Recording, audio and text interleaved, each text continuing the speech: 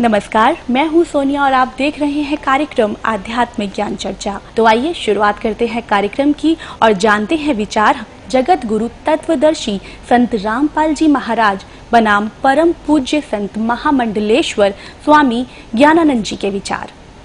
महाराज जी, आपका इष्ट देव कौन है? हमारे इष्ट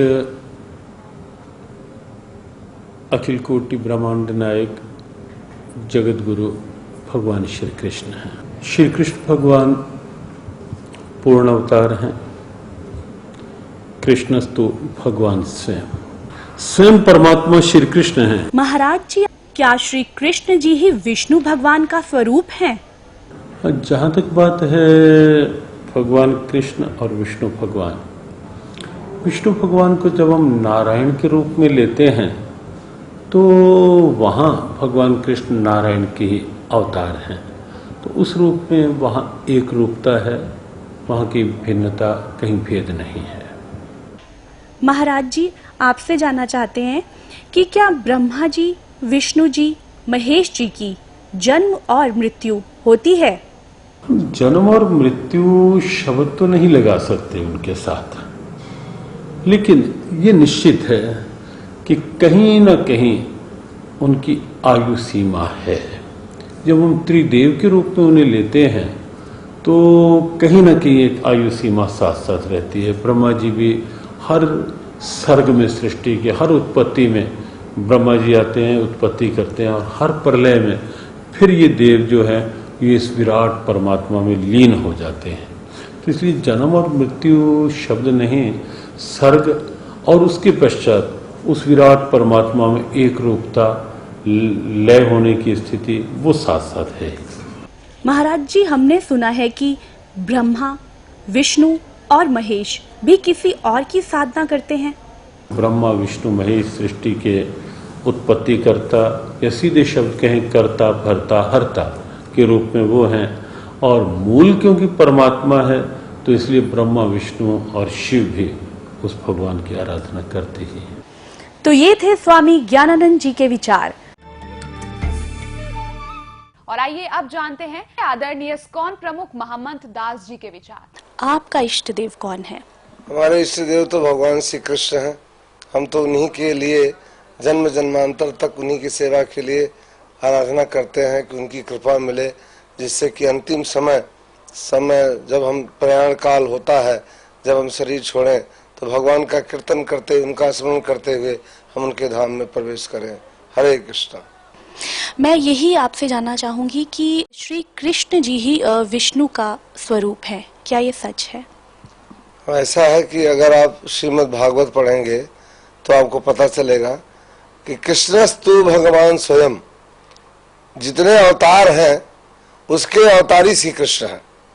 तो विष्णु, ब्रह्मा, महेश वो गुण अवतार हैं भगवान कृष्ण के, अर्थात जो रजोगुण के प्रतिनिधि हैं वो ब्रह्मा जी हैं, सृष्टि को पैदा करते हैं, बनाते हैं, निर्माण करते हैं।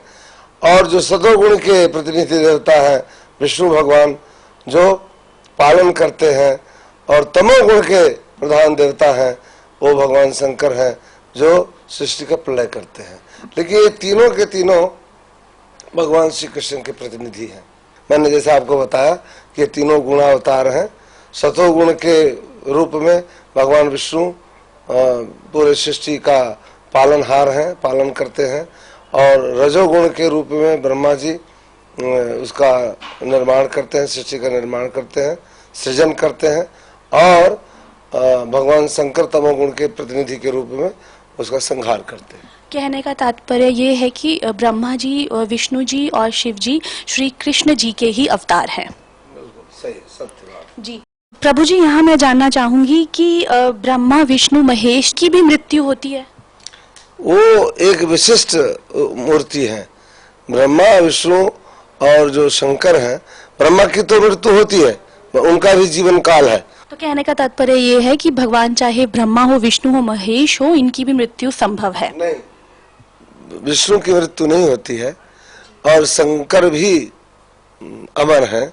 ब्रह्मा इन तीनों गुणों में जो ब्रह्मा का रिप्रेजेंटेशन है, शास्त्रों के आधार पर यह निश्चित किया गया है कि उनका समय निश्चित है। क्या ब्रह्मा विष्णु महेश भी किसी और इष्ट की साधना करते हैं? देखिए, ये तीनों के तीनों भगवान श्री कृष्ण का ही स्मरण करते हैं। ये थे आदरणीय इस्कॉन प्रमुख महमंत दास जी के विचार। और आइए अब जानते हैं जगत गुरु तत्वदर्शी संत रामपाल जी महाराज के विचार। दंडवतम गोविंद गुरु बंधु अविजन सोए, पहले भये प्रणाम तिन नमो जो आगे होए। ये कृष्ण भगत, ये गुरु नकली कृष्ण जी के उपासक भ्रमित कर रहे हैं समाज को। कहते हैं कृष्ण ही तत्व है, श्री कृष्ण ही सब कुछ है, ये परम तत्व है, अविनाशी तत्व है। और फिर उसे प्रश्न किया, क्या ब्रह्मा विष्णु महेश नासवान है? कहाँ ब्रह्मा विष्णु महेश का जन्म मृत्यु तो नहीं कह सकते। स्वर्ग के बाद फिर उनका पूर्ण परमात्मा में विलीन हो जाते हैं और फिर स्वर्ग के बाद वापस आ जाते हैं। फिर प्रश्न किया कि ब्रह्मा विष्णु महेश किसकी साधना करते हैं? कहते उस पूर्ण परमात्मा की साधना करते हैं। अरे विष्णु जो पूर्ण परमात्मा की साधना करते हैं तो फिर अखिल ब्रह्मांड का नायक क्यों हो गया यूं? और यहाँ चौथे अध्याय के 34वें श्लोक में जो एंड वेंड कर रहे हैं, बुआ बाई बक रहे हैं कि कृष्ण ही तत्व है, तत्व ही परमात्मा है, कृष्ण ही अविनाशी है, तत्व ही अविनाशी है। परमात्मा कहते हैं सटदल उआ बाई बकदा, ये उआ बाई बकते, इनको कोई ज्ञान नहीं है, भ्रमित करें, पूरे मानव समाज को बर्बाद करें। परम पिता परमात्मा पूर्ण ब्रह्म परम अक्षर ब्रह्म, सारी सृष्टि के रचनहार, कुल के मालिक कबीर साहेब कबीर परमेश्वर जी की असीम कृपा से हम प्राणियों को ये तत्व ज्ञान सुनने का सुअवसर प्राप्त हुआ। पुण्यात्माओं, हम एक भयंकर रोग से ग्रस्त हैं। वो रोग है जन्म और मृत्यु का।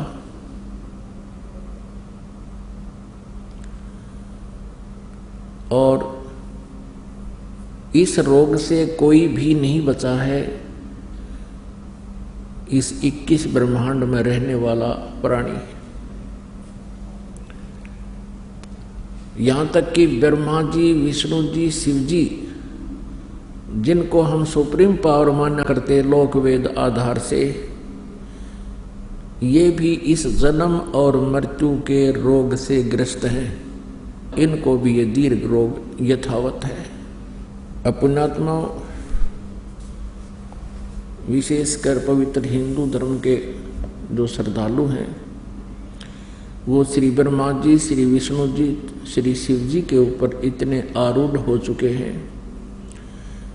इन अज्ञानी संतों के द्वारा लोक वेद सुनाए जाने के कारण कि ब्रह्मा जी, विष्णु जी, शिव जी ये अजरो अमर हैं, इनकी जन्म मृत्यु नहीं होती, ये सर्वेश्वर हैं, महेश्वर हैं। ये बिल्कुल गलत है। इनकी जन्म मृत्यु होती है, ये भी इस दीर्घ रोग से ग्रस्त हैं। आपको प्रमाण देते हैं। पुण्यात्माओं, एक ऐसा ये कुनीन टाइप ज्ञान है, ये तत्व ज्ञान, और इसको बच्चे जो होते हैं जीभ पर रखते ही थूक देते हैं। तो उसके लिए क्या करते थे, थोड़ी सी बूरा मिला करके बच्चे को वो कुनीन का चूर्ण बना करके तो वो गटका दिया करते हैं। फिर वो कुनीन अंदर जाने के बाद अपना पूरा काम करेगी। तो अब थोड़ी सी बूरा खिलाते हैं, क्योंकि ये जो दास ने कहा कि ब्रह्मा जी, विष्णु जी, शिव जी ये नासवान हैं, इनकी जन्म मृत्यु होती है, ये भी इस जन्म मृत्यु के दीर्घ रोग से ग्रस्त है। तो ये तक कुनीन है। अब थोड़ी सी बूरा खिलाते हैं, अब थोड़ा सा शुगर खिलाते हैं आपको, और शुगर के साथ ये कुनीन आसानी से गले उतर जाएगी।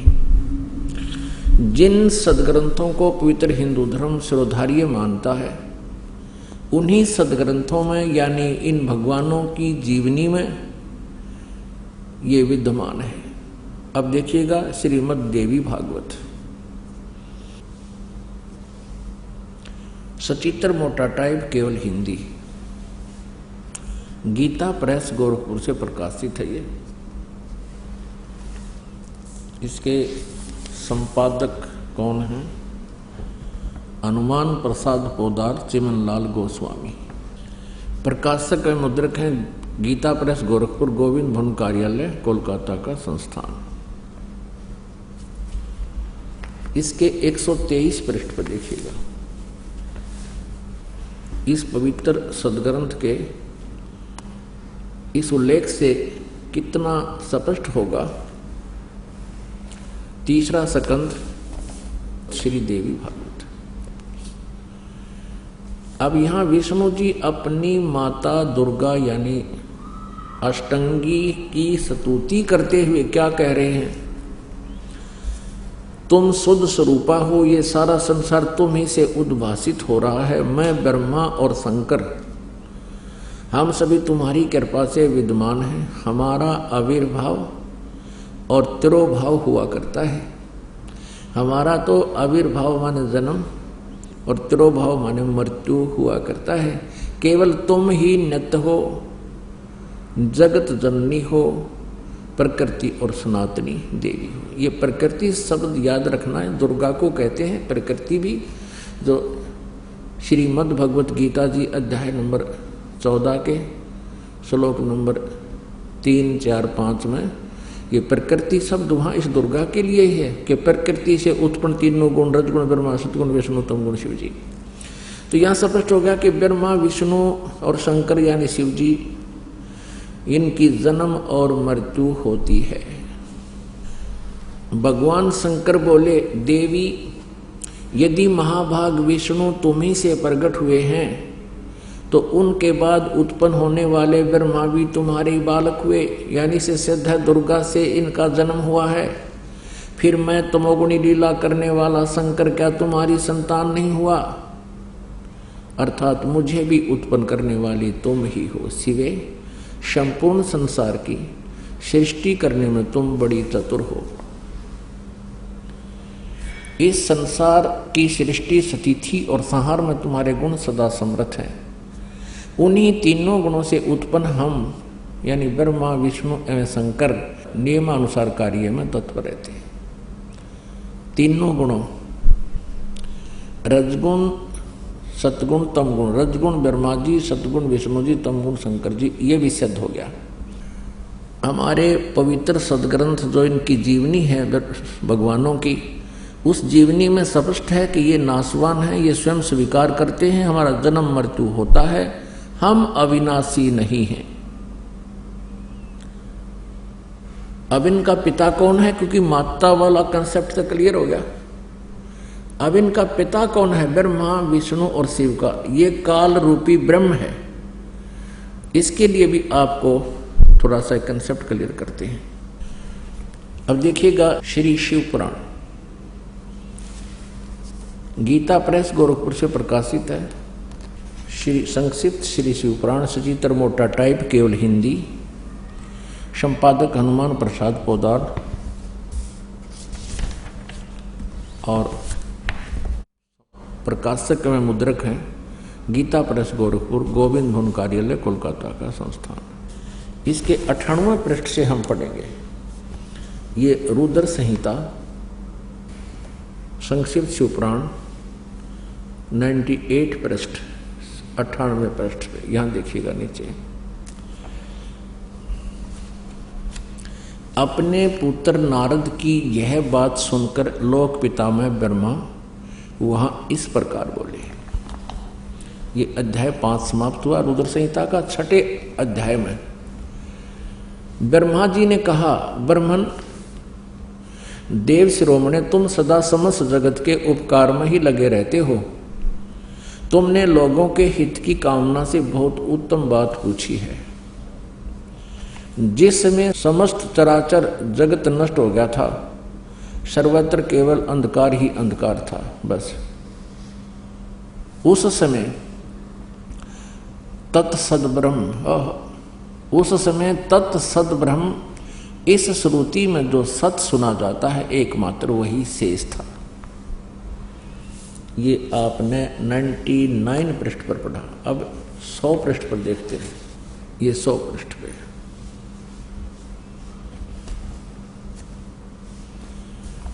जिस परब्रह्म के विषय में ज्ञान और अज्ञान पूर्ण यानी झूठी साची, ब्रह्मा जी इनके सबसे बड़े वक्ता हैं इस ब्रह्मांड के, और ब्रह्मा जी के कह रहे हैं कि जिस परब्रह्म के विषय में ज्ञान और अज्ञान से पूर्ण उक्तियों द्वारा इस प्रकार विकल्प किए जाते हैं, यानी कुछ सच्चे कुछ झूठे, उसने कुछ काल के बाद द्वितीय की इच्छा प्रकट की। उसके भीतर एक से अनेक होने का संकल्प उदित हुआ। तब उस निराकार परमात्मा ने अपनी लीला शक्ति से अपने लिए मूर्ति की कल्पना की। अब ये काल कहता है मैं अपने वास्तविक रूप में किसी के सामने नहीं आता, अपनी योग माया से छुपा रहता हूँ, ये मेरा अटल घटिया नियम है। तो ये क्या करता है, किसी को ब्रह्मा रूप में, किसी को विष्णु रूप में, किसी को शिव रूप में दर्शन कर देता है। यहाँ देखना, जो मूर्ति रहित परम ब्रह्म है उसकी मूर्ति भगवान सदाशिव हैं। अर्वाचीन और प्राचीन विद्वान उन्हीं को ईश्वर कहते हैं। उस समय एकाकी रहकर स्वेच्छा अनुसार विहार करने वाले उन सदाशिव ने अपने विग्रह से स्वयं ही एक स्वरूप भूता शक्ति की सृष्टि की, जो उनके अपने श्री अंग से कभी अलग होने वाली नहीं थी। उस पराशक्ति को प्रधान प्रकृति गुणवती माया बुद्धि तत्व की जननी तथा विकार रहित बताया है।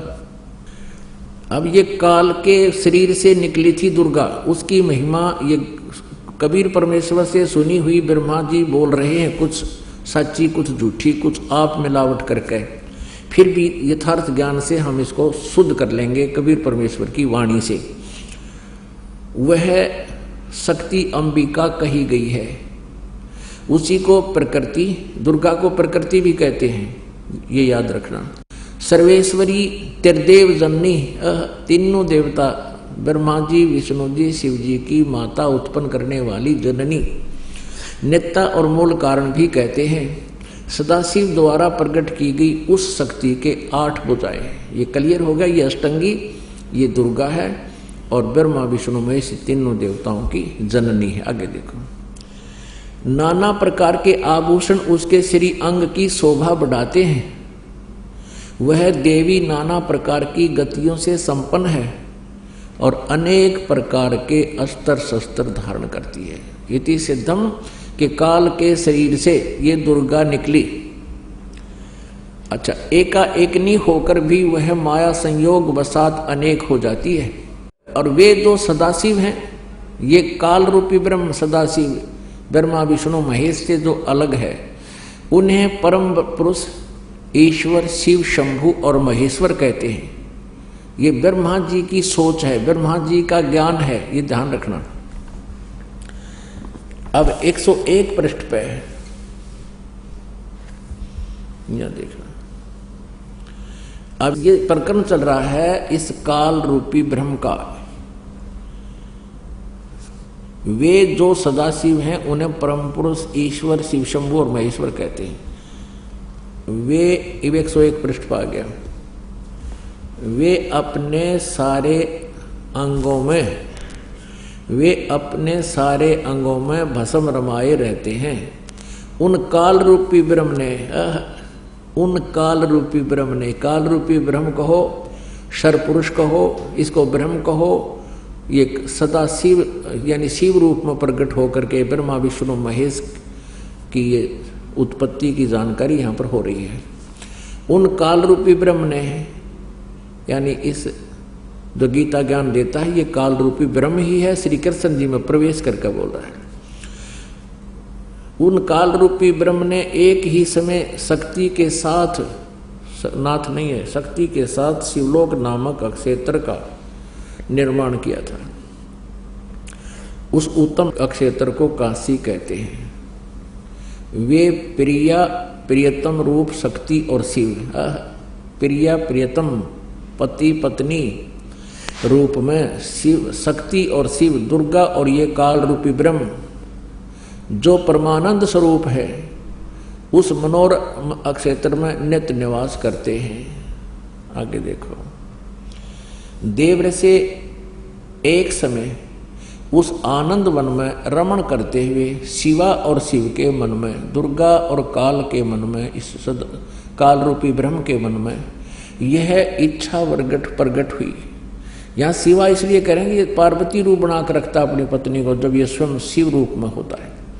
शिवा और शिव के मन में यह इच्छा हुई कि किसी दूसरे पुरुष की सृष्टि करनी चाहिए, यानी कोई बच्चा उत्पन्न करना चाहिए जिस पर यह सृष्टि संचालन का महान भार रखकर हम दोनों केवल काशी में रहकर स्वेच्छा अनुसार विचरें और निर्वाण धारण करें।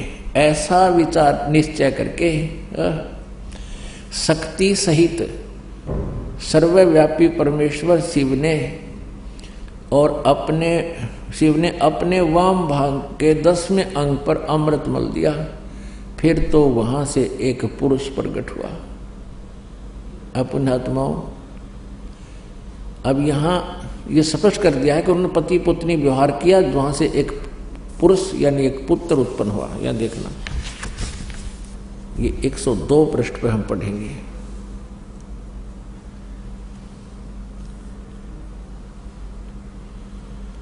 शिव ने कहा, वत्स, वो उत्पन्न हुए पुत्र को ये काल कहता है, सदा शिव भी कहो इसको, काल रूपी ब्रह्म को, क्योंकि ये शिव रूप में वहां प्रकट है, खड़ा है।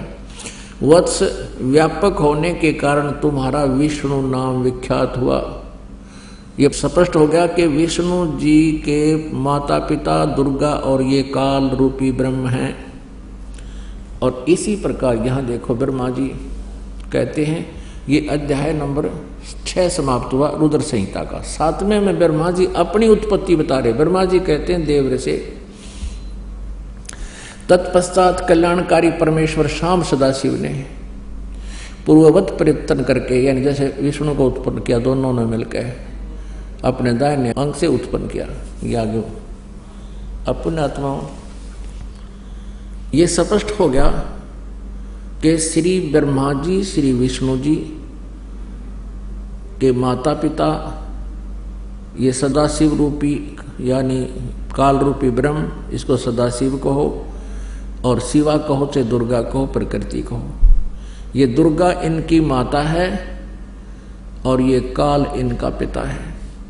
अब यहाँ अनुवाद करता थोड़ी सी गड़बड़ कर गया हिंदी में, संस्कृत में बिल्कुल सही लिखा है कि अब शिव जी से शिव जी की उत्पत्ति कैसे बताऊं, जची नहीं उसके दिल में, इसलिए उन अनुवाद ही गलत कर दिया।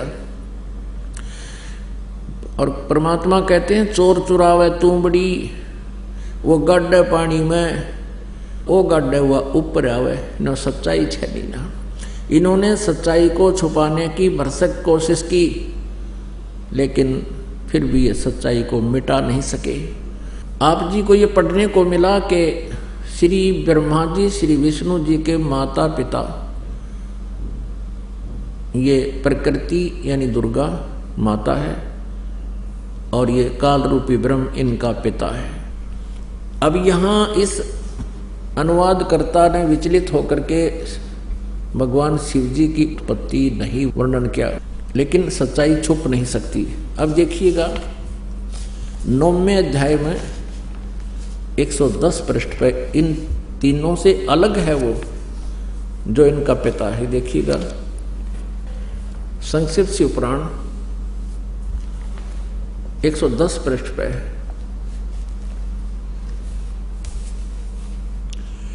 ये 9वां अध्याय है रुद्र संहिता का। ये रुद्र संहिता ही चल रही है, ये 9वां अध्याय है। इस प्रकार ब्रह्मा विष्णु तथा रुद्र इन तीन देवताओं में गुण हैं, परंतु शिव गुणातीत माने गए हैं। इन तीन देवताओं में गुण है परंतु शिव गुणातीत माने गए। ये काल रूपी ब्रह्म है, इसको ब्रह्म कहो चाहे काल रूपी ब्रह्म कहो चाहे सरपुरुष कहो, ये ब्रह्मा विष्णु और शिव का पिता है। अब आपको थोड़ा सा और कंसेप्ट क्लियर करते हैं। अब पवित्र शिव पुराण में ये स्पष्ट हो गया कि ब्रह्मा जी, विष्णु जी और शिव जी, इनकी जन्म मृत्यु होती है। और यही प्रमाण दिया है श्रीमद् देवी भागवत यानी शक्ति पुराण ने कि ब्रह्मा विष्णु महेश नासवान हैं, दुर्गा इनकी माता है। अब ये कंसेप्ट के यहाँ ब्रह्मा विष्णु महेश से अलग है एक ब्रह्म जो इनका पिता है, वो देखना विष्णु पुराण भी इसका समर्थन करेगी। अब ये देखिएगा श्री विष्णु पुराण जो इसी तथ्य का समर्थन कर रही है, गीता प्रेस गोरखपुर से प्रकाशित है।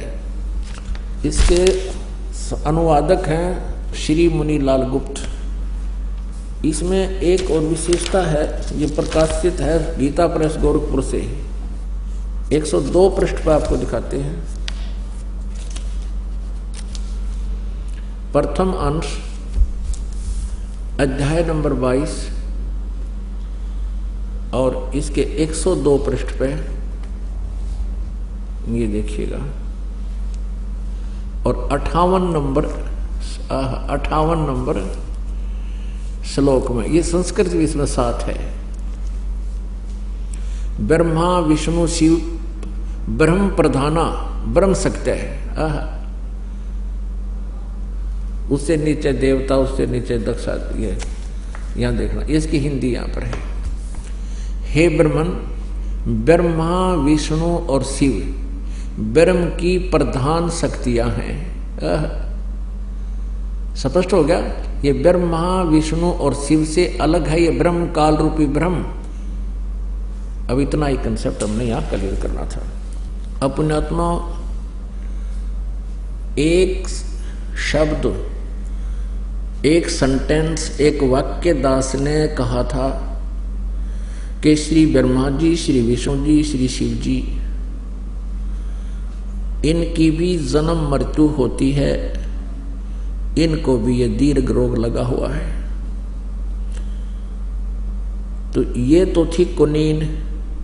अब इतनी सी कुनीन को गले उतारने के लिए ये ढेर सारी शुगर खुआनी पड़ी, क्योंकि शुगर तो आप खा ही रहे हो, इन सदग्रंथों को तो आप पढ़ ही रहे थे और इसको मान भी रहे हो, ये अच्छी है, सत्य है। तो इस प्रकार ये कुनीन अंदर जाके आपके इस अज्ञान का भी नाश करेगी। यानी ये तत्व ज्ञान है जो श्री मद् भगवत गीता जी अध्याय नंबर 4 के श्लोक नंबर 34 में कहा कि उस तत्व ज्ञान को, कौन से तत्व ज्ञान को, जो गीता जी अध्याय नंबर 4 के श्लोक नंबर 32 में कहा कि जो सच्चिदानंद घन ब्रह्म की वाणी में, ब्रह्मणे मुखे, संस्कृत में लिखा है कि वो ब्रह्मणे मुखे, ब्रह्मणे माने सच्चिदानंद घन ब्रह्म यानी परम अक्षर ब्रह्म पूर्ण परमात्मा ने अपने मुखारविंद से, अपनी मुख से उच्चारित वाणी में, उस सच्चिदानंद घन ब्रह्म की वाणी में विशेष विस्तार से कहे हैं आध्यात्मिक ज्ञान, आध्यात्मिक यज्ञ की जानकारी दी है।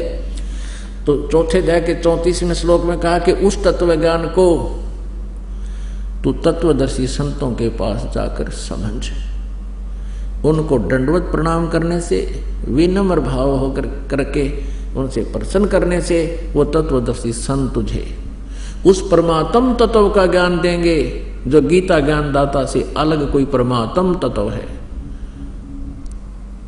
जिसके विषय में गीता जी अध्याय नंबर 18 के श्लोक नंबर 62 में कहा कि अर्जुन तू सर्वभाव से उस परमेश्वर की शरण में जा, उसकी कृपा से ही तो परम शांति और सनातन परम धाम को प्राप्त होगा।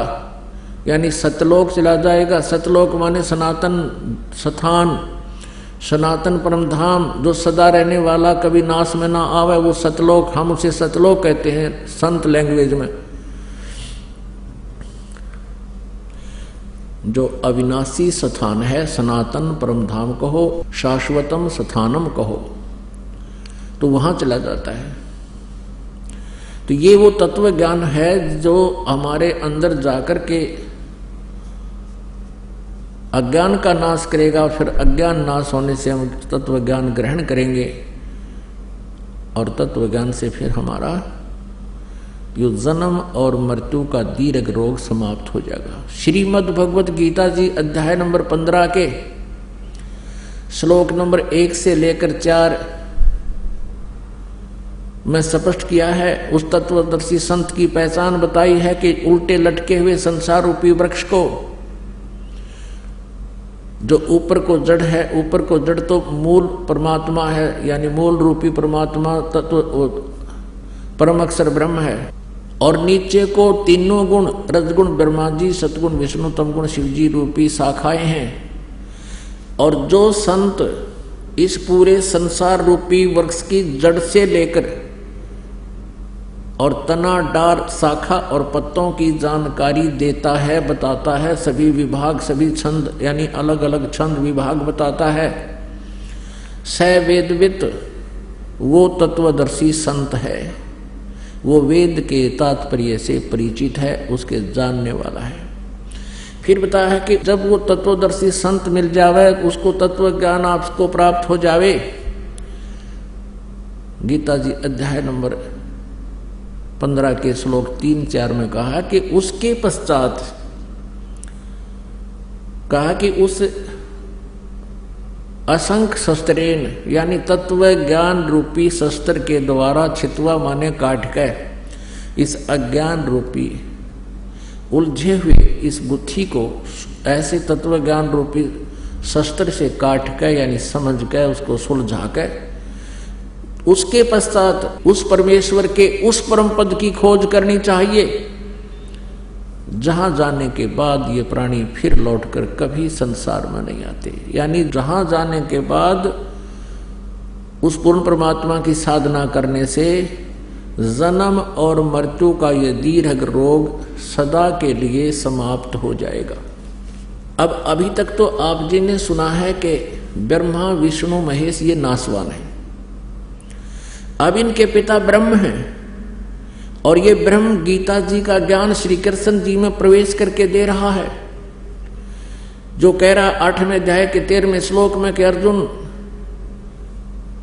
ओम इति एकाक्षरम ब्रह्म व्यवहारन माम अनुस्मरन् ये प्रयाति तजम देहम स याति परमाम गतिम।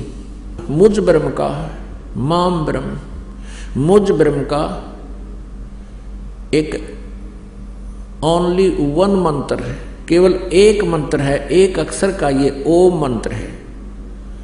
उच्चारण करके सिमरण करता हुआ यह प्रयाति तजन देहम, जो शरीर त्याग कर जाता है, सयाति परमाम गतिम, वो ओम से मिलने वाली परम गति को प्राप्त होता है। गीता जी अध्याय नंबर 8 के श्लोक नंबर 16 में कहा कि अर्जुन ब्रह्मलोक पर्यंत इस ओम नाम के जाप से ब्रह्मलोक प्राप्त होता है, और ब्रह्मलोक पर्यंत भी पुनरावर्ती में है। वहां गए हुए प्राणी भी फिर जन्म मृत्यु को प्राप्त होते हैं, जन्मते और मरते हैं। अपने पुनः क्षीण होने पर वो फिर पृथ्वी पर ही अन्य प्राणियों की योनियों में कष्ट उठाते हैं। तो ब्रह्म की साधना भी पूर्ण मोक्षदायक नहीं है, ओम नाम का जाप भी पूर्ण मोक्षदायक नहीं है, ये हमारे सदग्रंथ सिद्ध करते हैं। अब इसके साथ साथ एक कंसेप्ट और क्लियर करते हैं कि ओम नाम के जाप का ब्रह्म का संकेत है, ब्रह्म का मंत्र है ओम अक्षर, और उसकी क्या प्राप्ति होती है श्री देवी पुराण दिखाते हैं। ये देखिएगा श्रीमद् देवी भागवत गीता प्रेस गोरखपुर से प्रकाशित है, गीता प्रेस गोरखपुर से प्रकाशित है। संपादक हनुमान प्रसाद पोदार, चिमनलाल गोस्वामी। प्रकाशक एवं मुद्रक हैं गीता प्रेस गोरखपुर, गोविंद भवन कार्यालय कोलकाता का संस्थान। अब इसके 562 पृष्ठ पर आपको दिखाते हैं। ये 7वां स्कंद और संक्षिप्त देवी भागवत 562 पृष्ठ पे। यहां दुर्गा ये देवी बता रही है हिमालय को, देवी के द्वारा हिमालय को ज्ञानोपदेश और ब्रह्म स्वरूप का वर्णन श्री देवी जी कहने लगी। पर्वतराज, यहां से देखो, उस ब्रह्म का क्या स्वरूप है यह बतलाया जाता है। ब्रह्म का जो प्रकाश रूप सबके अत्यंत समीप स्थित हृदय रूप गुहा में स्थित होने के कारण गुहाचर नाम से प्रसिद्ध है, वो महान पद और अर्थात परम प्राप्य है। यहाँ आइए, अब यहाँ देखिएगा 563 पृष्ठ पे हम पढ़ रहे हैं। ये 7वां ही स्कंद है। यहां जाते हैं। अब देवी कह रही है कि एकमात्र परमात्मा को ही जाने। दुर्गा कहती है दूसरी सब बातों को छोड़ दे, यानी अपनी पूजा को भी कहती है मेरी भी पूजा मत करो, केवल उस ब्रह्म की पूजा करो, ब्रह्म की। यही अमृत रूप परमात्मा के पास पहुंचाने वाला पुल है। संसार समुद्र से पार होकर अमृत स्वरूप परमात्मा को प्राप्त कराने का यह सुलभ साधन है। यहां देखना, इस आत्मा का यानी इस भगवान का ओम के जप के साथ ध्यान करो, यानी ओम का जाप करो।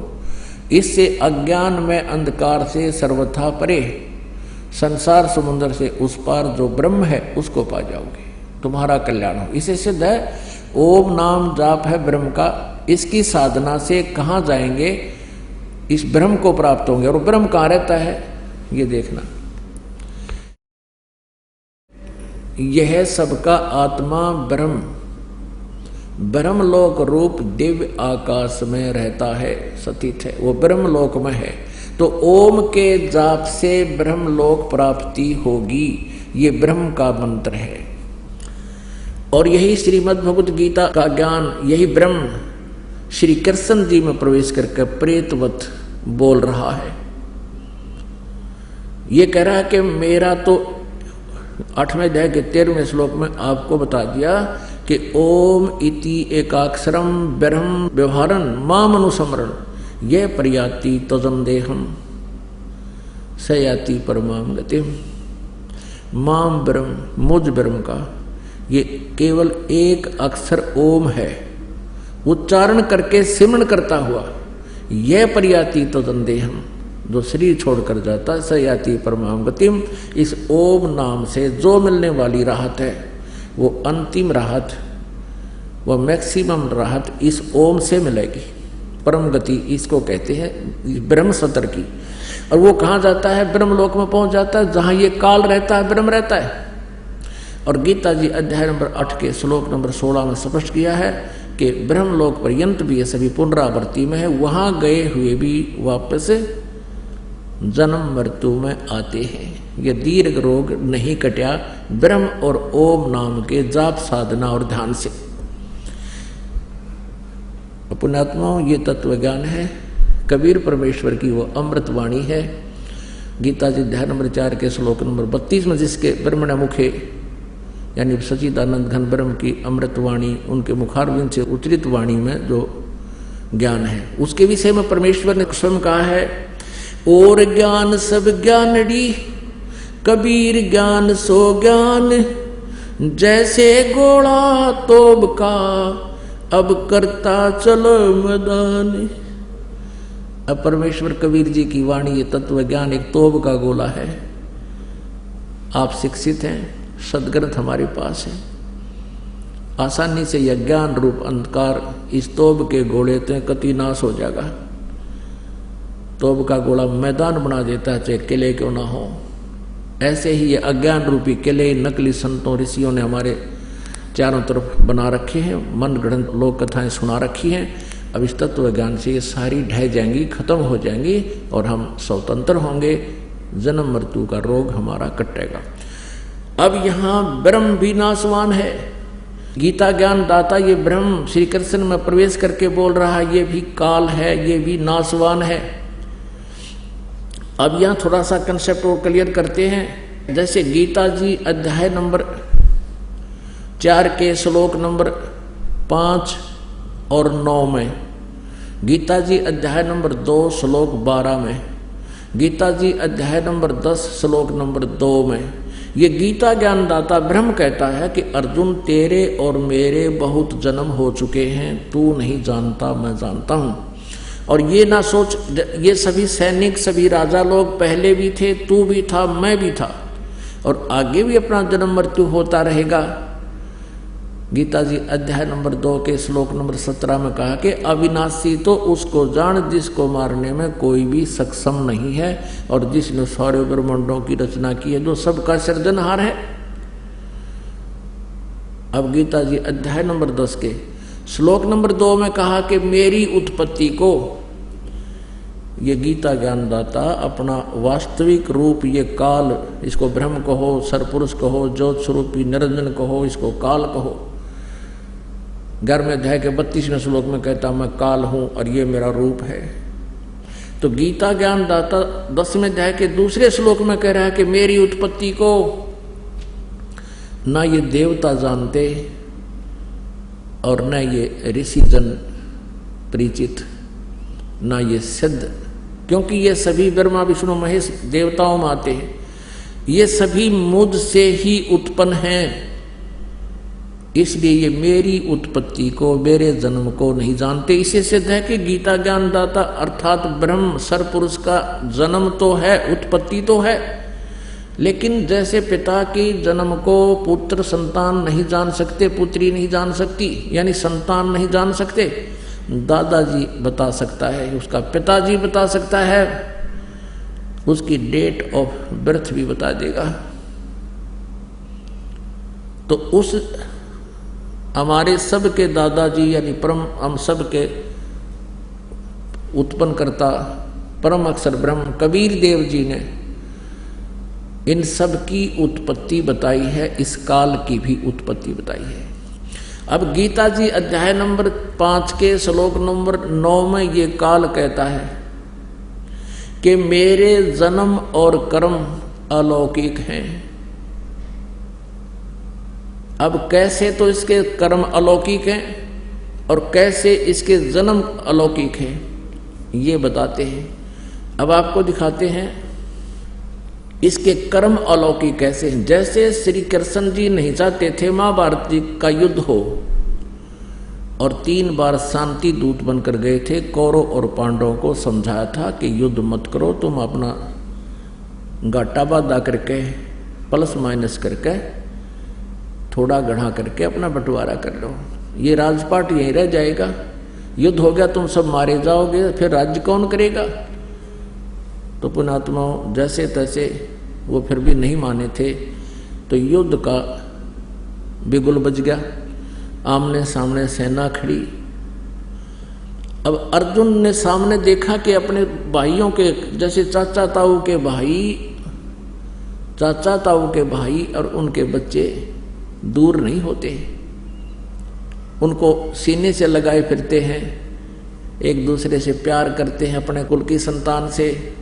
तो और वही बच्चे सामने लठ लिए खड़े हैं, उधर से उनके बच्चे लठ लिए खड़े हैं, हथियार लिए खड़े, मारने को तैयार हो गए हैं। तो अर्जुन के मन में एक साधु भाव उत्पन्न हुआ, किसके लिए लड़े, इन सामने वाले काके ताऊमा के भाइयों ने बच्चा ने मार के हम राज करेंगे, हमारे जैसा नीच नहीं, हृदय में गलानी होगी, युद्ध नहीं करना चाहा। अब वहां काल ने देखा कि कृष्ण जी भी कह देगा कि चल अर्जुन बहुत अच्छा हो गया, जब भी सद्बुद्धि आ जाए उसी समय बहुत अच्छा होता है। लेकिन उसी समय ये काल प्रवेश कर गया श्री कृष्ण जी के शरीर में, और श्री कृष्ण जी की आत्मा को इसने दबा लिया। जैसे यहां देखते हो प्रेत आकर के पता नहीं क्या क्या बकवाद करता है और उस आत्मा को दबा देता है आकर के वो। उसके निकलने के बाद यहां आप रोज देखते हो, यहां अपने ऑटोमेटिकली परमात्मा ये सुख दे रहा है। उस प्रेत आत्मा जो बोलकर निकल जाता है, उसके बाद उस आत्मा को कुछ पता नहीं होता। जब ओरिजिनल आत्मा अपने होश में आती है, उसको और ही बताते हैं, तू ऐसे बोला था, तूने ऐसे ऐसे कहा। तो ऐसे ये काल श्री कृष्ण जी में प्रवेश कर गया, और इसने वो गीता का ज्ञान तो दिया वेदों वाला, लेकिन युद्ध कराने के लिए जो अटकल भयंकर रूप दिखाना, अर्जुन जैसे योद्धा भी कांपन लगे उसके रूप ने देख कर, तो भयभीत होकर श्री अर्जुन ने स्वीकार कर लिया युद्ध करना कि यदि मैं युद्ध नहीं करूंगा और ये करवाना चाह रहा है और इसने एक बार फिर वो अपना भयंकर रूप दिखा दिया, मेरा हार्ट अटैक हो जाएगा। इसलिए उस प्रभु की इच्छा मानकर उसने युद्ध करना स्वीकार किया। तो यहां ये कंसेप्ट क्लियर करते हैं ये कैसे प्रवेश करता है, कैसे इसके कर्म अलौकिक हैं। देखिएगा श्री विष्णु पुराण गीता प्रेस गोरखपुर से प्रकाशित, अनुवादक हैं मुनीलाल गुप्त।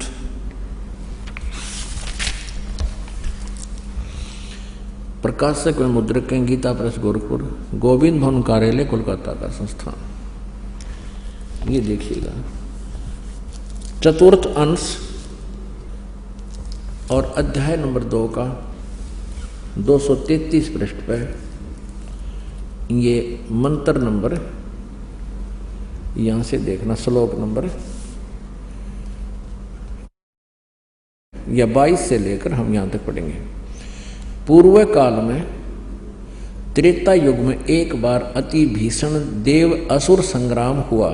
राक्षसों और देवताओं राक्षसों का युद्ध हुआ। उसमें महाबलवान दैत्यगण से पराजित हुए देवताओं ने भगवान विष्णु की आराधना की। अब ये न्यू अपने छल करता है, ये कहता मैं सबके समक्ष अपने वास्तविक रूप में नहीं आऊंगा, छुपा रहता हूं। ये विष्णु की साधना कर रहे थे, स्तुति कर रहे थे देवता, तो युग काल विष्णु रूप धारण करके आ गया। तब आदि अंत शून्य अशेष जगत प्रतिपालक श्री नारायण ने देवताओं से प्रसन्न होकर कहा, आप लोगों का जो कुछ अभिष्ट है वह मैंने जान लिया है। इसके विषय में यह बात सुनिए। राजऋषि ससाद का जो पुरंजय नामक पुत्र है, उस अक्षत्रिय श्रेष्ठ के शरीर में मैं अंश मात्र से यानी कुछ समय के लिए स्वयं अवतीर्ण होकर उसमें प्रवेश करके उन संपूर्ण दैत्यों का नाश करूंगा। अतः तुम लोग पुरंजय को दैत्यों के वध के लिए तैयार कर लो, उसको लड़ाई के लिए खड़ा कर लो युद्ध के मैदान में। मैं उसमें प्रवेश करके इन सभी दैत्यों को मार दूंगा। अपने आत्मा ये तत्व ज्ञान है, हमारे सदग्रंथों में विद्यमान है। और परमेश्वर कबीर जी ने जो काशी में जुलाहे की भूमिका करने आए थे और साथ में तत्वदर्शी संत की भूमिका भी करने आए थे, उन्होंने 600 वर्ष पहले यही बताया था जो आज हमारे ये पवित्र सदग्रंथ भी समर्थन दे रहे हैं परमेश्वर की उस सच्चिदानंद घन ब्रह्म वाली वाणी कबीर वाणी का। अब इसमें स्पष्ट है कि वो काल कह रहा है कि मैं इस ससाद के पुत्र पुरंजय में भूत की तरह प्रवेश कर जाऊंगा, तुम इसने युद्ध के लिए तैयार करके वहां खड़ा कर लो और तुम भी वहीं खड़े हो जाओ। देवताओं और असुर आमने सामने खड़े हो एक बार, और फिर मैं उसके शरीर में प्रवेश करूंगा पुरंजय के में और राक्षसान मार दूंगा। ऐसा ही किया। निरंजन धन तेरा दरबार, निरंजन धन तेरा दरबार, जहाँ पर तनिक ना न्याय विचार। पाखंडी की पूजा जग में संत को कहें लबाड़। पाखंडी की पूजा जग में संत को कहें लबाड़। अज्ञानी को परम विवेकी, ज्ञानी को मूढ़ गंवार। निरंजन धन तेरा दरबार, निरंजन धन तेरा दरबार, जहाँ पर तनिक न न्याय विचार। कहे कबीर सुनो भाई साधो, यहाँ सब उल्टा व्यवहार। सच्चों को तो ये झूठा बतावे, इन झूठों का एतबार। निरंजन धन तेरा दरबार, निरंजन धन तेरा दरबार, जहाँ पर तनिक ना न्याय विचार।